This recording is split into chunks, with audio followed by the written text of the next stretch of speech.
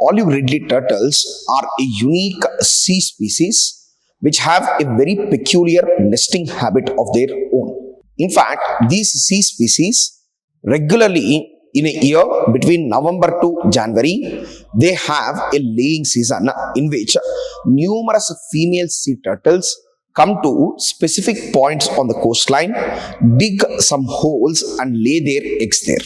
In fact, the olive ridley turtle has its favorite nesting stations in India, particularly the coastline of Odisha, where three beaches are considered to be the favorite destinations of olive ridley turtles.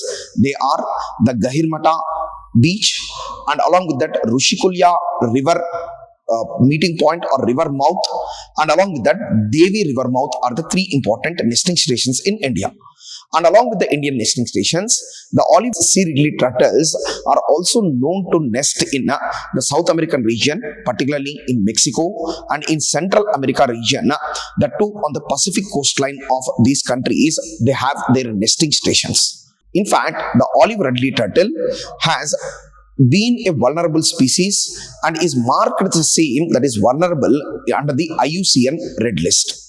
And these sea turtles were at risk of poaching, were at risk of loss of habitat, and there was also a lot of accidental death of the olive ridley turtles when they were coming for their nesting because of the fishing activities of the fishermen. But this is the story of the past. Now, in the Rushikulya beach, this year, nearly 6.5 lakh sea turtles have come for nesting.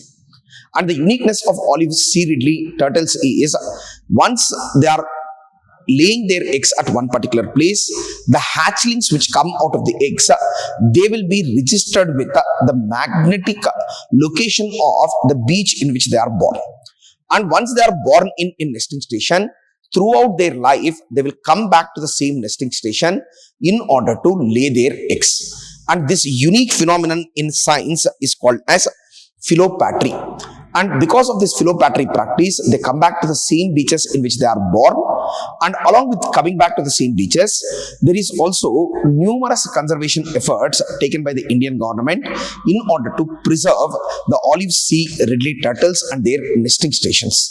One of the most important initiative is Operation Olivia, under which the Indian Coast Guard has conducted a large measure anti-fishing operations when the sea turtles come for their mating season between November to January.